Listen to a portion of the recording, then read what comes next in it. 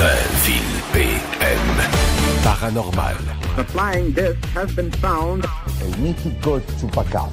Les enquêtes de Christian Page. Le destin tragique de Lady Diana. Le conte de fées a tourné au drame cette nuit à Paris. À 36 ans, Lady Di a trouvé la mort dans un accident de voiture en compagnie de son nouvel ami, le milliardaire égyptien Dodi Al-Fayed. Leur voiture, poursuivie par des paparazzi à moto, roulait à très très grande vitesse lorsque le conducteur en a perdu le contrôle. Et voilà. Oui. Est-ce que tu te rappelles, Bernard, où tu te trouvais? Absolument. Puis je vais te dire, il n'y a pas beaucoup... Tu sais, moi, je me rappelle où j'étais quand Gilles Villeneuve est décédé. Je me rappelle où j'étais quand René Lévesque est décédé. Mm-hmm. Il y en a quelques-uns comme ça. Et Lady Di en fait partie. J'étais chez moi et ça m'a... Écoute, encore aujourd'hui, ça me trouble. Puis j'ai un peu de difficulté à rationaliser tout ça. Ouais, en fait, moi, je me rappelle également, j'étais chez des amis et je me souviens très bien lorsque on annonçait à la télé cet accident sous le pont de l'Alma, on ne nous révélait pas tout de suite qui étaient les personnes décédées. Je me rappelle, les premiers bulletins nous disaient il y a eu un accident sous le pont de l'Alma et une personnalité mondiale fait partie des victimes. Mais il a fallu attendre peut-être 1 heure ou 2 avant que le nom de Lady Di circule. Je me rappelle très, très bien de ça. Alors oui, effectivement, il y a 20 ans, presque jour pour jour, le monde était sous le choc en apprenant la mort de Lady Di. Alors, si tu me permets, Bernard, je vais simplement rappeler rapidement les faits, parce que, bien sûr, cette mort, comme beaucoup d'autres de célébrités, ont donné naissance à toutes sortes de théories du complot.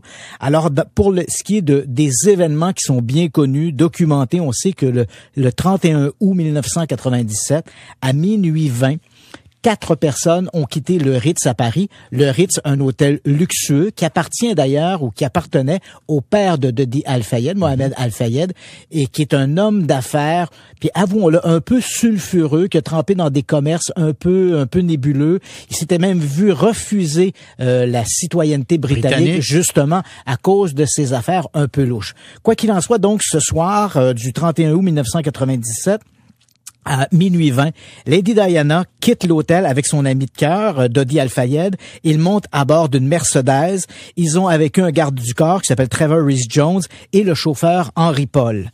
3 minutes plus tard, alors qu'ils sont sur la voie Georges Pompidou, il faut savoir que sous le pont de l'Alma, la voie Georges Pompidou, les 2 voies qui sont à contresens sont séparées par des piliers de béton. Oui. Et à ce moment-là, le chauffeur, qui est en état d'ébriété, en fait, il a 3 fois le taux normal de toxicité alcoolique et à ce moment-là, il tente d'échapper à des paparazzis qui ont pris en chasse la fameuse Mercedes. Il fait une embardée et la voiture, malheureusement, va heurter de plein fouet l'un de ces piliers de béton. Sur le coup, le chauffeur, Henry Paul, décède. Dodi Al-Fayed décède également. Trevor Rhys-Jones et la princesse Diana sont conduits à l'hôpital de la Salpêtrière, un hôpital célèbre à Paris. Malheureusement, Trevor Rhys-Jones sera le seul à survivre. On va prononcer durant la nuit la mort de Lady Diana. C'est ça, elle n'est pas décédée sur le coup. Non. Hein? Et d'ailleurs, corrige-moi si je me trompe, mais est-ce qu'elle avait pas prononcé quelques mots? Absolument. Et c'est bien que tu me mentionnes ça. Encore ce matin, je lisais un des pompiers, des équipes d'urgence arrivées sur place immédiatement après l'accident. Encore ce matin, racontait que lorsqu'il est arrivé, la princesse Diana était encore vivante. Elle lui a dit en anglais: What's happening? Qu'est-ce qui arrive? Et à ce moment-là, elle était consciente. Il dit qu'elle a fait un arrêt respiratoire à ce moment-là. Il lui a fait un massage. Elle est revenue à la vie à ce moment-là. Et quand on l'a transportée à l'hôpital, lui-même était persuadé qu'elle survivrait à ses blessures. Malheureusement, quelques heures plus tard, ses collègues lui annonçaient qu'elle était décédée. Et elle est est-ce qu'on sait, rappelle-moi, elle est décédée, est-ce que c'était une hémorragie cérébrale? Est-ce que c'était un arrêt cardiaque? Les blessures étaient, en fait, c'est une hémorragie générale. En fait, elle avait plusieurs organes de toucher et évidemment, on n'a pas pu contrôler, on n'a pas pu endiguer l'hémorragie. C'est comme ça qu'elle est décédée. Et tu comprendras que une mort comme celle-là, dans la culture des théoriciens du complot, c'est toujours propice à imaginer toutes sortes de trucs. Et c'est vrai que dans le cas de la princesse Diana, c'est vrai que des gens ont mis un peu l'épaule à la roue. je ne sais pas si tu te rappelles, mais 24 heures après la mort de la princesse Diana, Mohamed Al-Fayed, le père de Dodi Al-Fayed, avait lui-même déclaré qu'il était persuadé que le MI6, les services de renseignement et d'espionnage britanniques, n'étaient pas étrangers à la mort de la princesse. Et peu de gens savent que le même jour, le leader libyen, Muammar el-Kadhafi, avait fait une allocution à la télévision.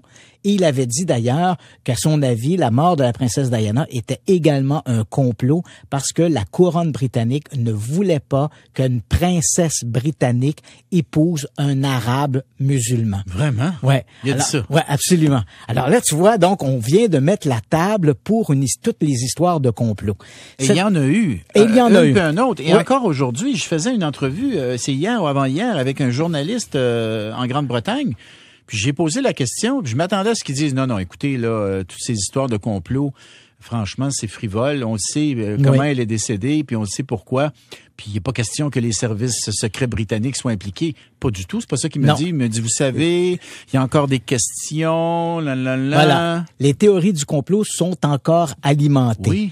Et parmi les théories les plus en vogue, il y en a une qui était, le complot aurait été orchestré par le prince Charles parce qu'il voulait se remarier avec Camilla Parker Bowles. Ce qui est fait maintenant. Qui était qui était sa confidente, même à l'époque. C'était sa maîtresse. Ça a toujours été sa maîtresse. Cela étant dit, je suis pas en train d'accréditer par mes propos, j'espère, cette idée-là. Je crois pas, moi, qu'elle a été tuée dans un complot par qui que ce soit. Voilà. Là. Moi non plus. Non, c'est ça. Moi non plus. Mais c'est vrai. Un de ceux-là, c'était le prince Charles. On a également soutenu que la princesse Diana se préparait à se convertir à l'islam. Alors, quand on sait comment fonctionne le système, disons, la culture religieuse en Grande-Bretagne, parce qu'en Grande-Bretagne, le souverain est également le souverain spirituel. Hein. Il est à la tête de l'Église anglicane. Absolument.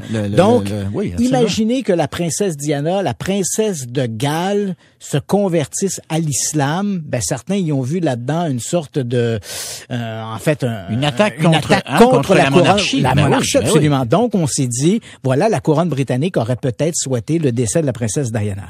Ensuite, d'autres ont prétendu que la princesse Diana était également enceinte de Dodi Al-Fayed, ce qui n'a pas été confirmé par les rapports d'autopsie. Alors évidemment, si on imagine qu'on a voulu passer ça sous silence et que la princesse Diana était réellement enceinte, alors plusieurs ont vu là-dedans de mauvais augure comment la couronne britannique aurait réagi, de penser que le prince William, le futur roi d'Angleterre, aurait eu un demi-frère à moitié arabe et musulman. Mais mon Dieu, quel drame. Ouais, voilà. C'est ça, hein? Et évidemment, dans les théories un peu plus loufoques, bien sûr, au moment où la princesse Diana était en chapelle ardente, la famille Spencer n'a pas demandé à ce que le cercueil soit ouvert et on n'a pas vu non plus la dépouille de Dodi Al-Fayed. Alors certains ont prétendu que le couple en question était toujours vivant. Alors on peut se demander s'ils ne sont pas toujours...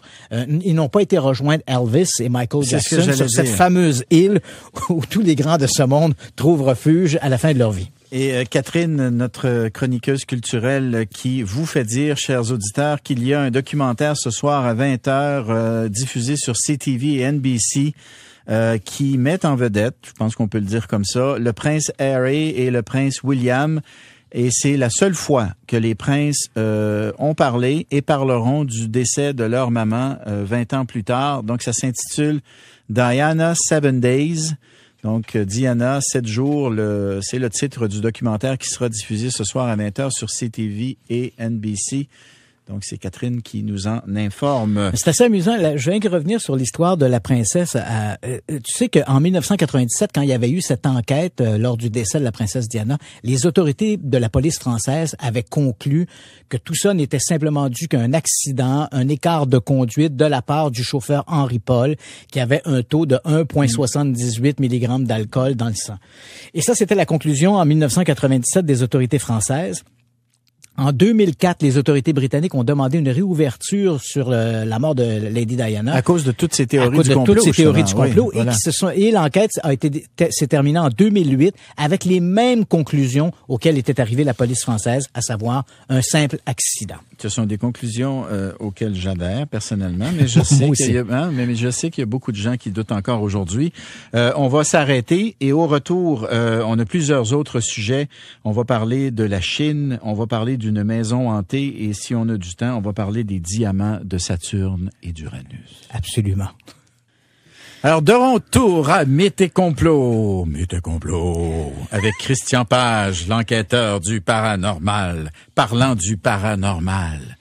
Les fantômes. Est-ce que tu y crois, toi, Bernard? Sérieux, j'y crois pas. Hein? Non, pas pantoute. Tu crois pas pantoute? Non, j'y crois pas, mais j'aime ça, les histoires de fantômes, pareil. Je te sais un féru de politique. Est-ce que le nom de Kevin Vickers te dit quelque chose? Pas du tout. Pas du tout. Écoute, Non. je te rappelle. C'est qui?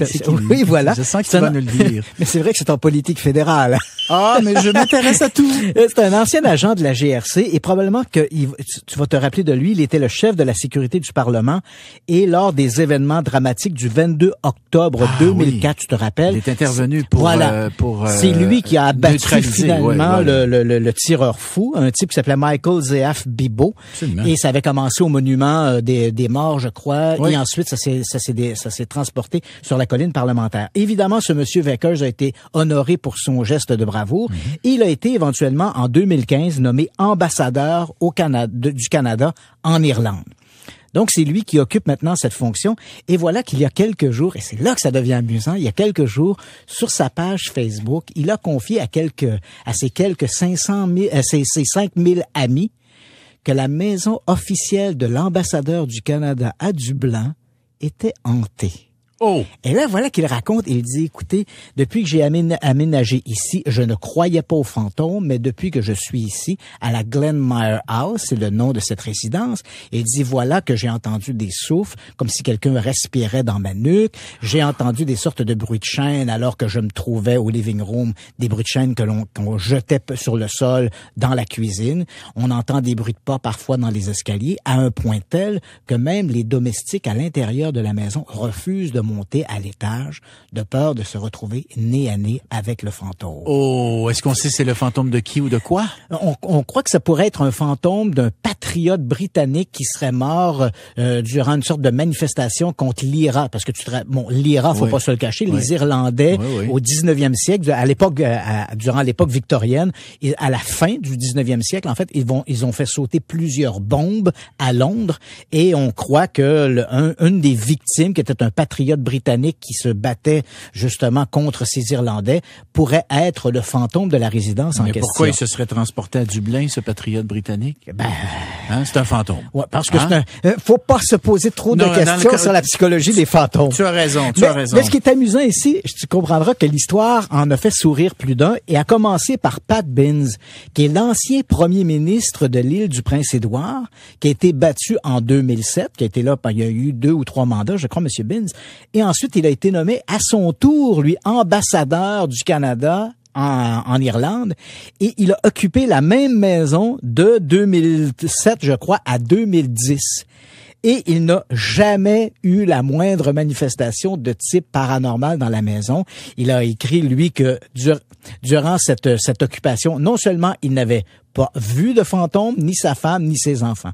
Donc, pour lui, toute cette histoire, il remet en question... On est soulagé. Oui, il remet en question l'imagination de M. Vickers, et on a le même son de cloche de la part de M. Lowes, qui est celui qui a vendu la maison au gouvernement canadien, qui lui dit, les gens qui habitaient cette maison-là avant, ils l'ont habitée de génération en génération, et aucun d'entre eux n'a jamais rapporté la moindre manifestation. OK. Il faudrait qu'il l'enregistre. La prochaine fois qu'il entend des sons, il faudrait qu'ils enregistrent. Ça pourrait te faire une suite à ta chronique. Bernard, tu poses la question 100 000 $. Avoir des preuves du paranormal, c'est bien difficile. C'est toujours compliqué. On n'a jamais l'appareil photo sous la main, jamais l'enregistreur. Tu sais que le milieu du paranormal, c'est l'univers de la photo floue. Oui, non, c'est vrai. Oui. Puis c'est l'univers aussi de ceux qui doivent croire sans preuve. Oui, absolument. Ça. Alors, des pluies de diamants. Voilà qui va plaire aux dames. Des pluies de diamants. Ben, écoute, à la grosseur qu'ils sont, ça pourrait plaire aux hommes parce que... Oui, effectivement. Et écoute, on sait, on n'entrera pas dans un cours d'astronomie ou d'astrophysique, mais tu sais que les grandes planètes joviennes du système solaire, Saturne, Uranus, par exemple, sont des sortes de boules de gaz. Mais en fait, ce sont des planètes allumettes qui sont des boules de gaz tellement compressées qu'à l'intérieur, elles vont séparer les particules qui la composent. Et parmi les particules qui la composent, on a notamment du carbone et de l'hydrogène. La pression est si grande que l'hydrogène et le carbone sont séparés, et du carbone pur, et là, évidemment, c'est propulsé dans l'atmosphère. Et est-ce que tu sais, Bernard, qu'est-ce que du carbone pur? Mais tu vas me dire, c'est du diamant. Voilà. Aïe. Alors, sur Saturne... Je suis très fort, tu l'admettras. Des cours de chimie. Incroyable. Alors, sur ces grandes joviennes, Saturne et Uranus, crois-le ou non, quand il pleut des diamants. Enfin, une raison pour vouloir aller sur Uranus. Voilà. Plutôt que sur Mars, peut-être. Se convertir en astronaute. Ben oui, mais écoute, on veux financer des expéditions sur Mars. Allons d'abord faisons le plein de diamants. Voilà. Et c'est quand même plus agréable de savoir qu'il y pleut des diamants que sur Vénus où il pleut de l'acide sulfurique. Ah, oui. Tu vois, autre lieu, autre mœurs, hein? Oui, tout à fait. Dur pour les parapluies, l'acide sulfurique. N'est-ce pas? Alors, écoute, si je veux avoir le temps de dire que Mythes et Complots est également diffusé le dimanche de 14 à 15 heures pendant toute une heure avec Christian et Jeffrey Subrani, je dois le faire tout de suite. Absolument. Je viens de le faire, et exceptionnellement ce lundi pour la fête du travail, vous serez aussi diffusé de 14 à 16 heures. Oui, 2 heures, un spécial de 2 heures sur les fantômes, justement. Ouh. Merci Christian Page. Ça fait plaisir, Bernard. Et merci à François Brisson qui a pris la relève à la technique réalisation cette semaine. Ça a été super, François. Merci à Maryse Duchesneau, Alexandra Marcoux à la recherche. Belle semaine. Merci à vous les auditeurs. On se reparle mardi.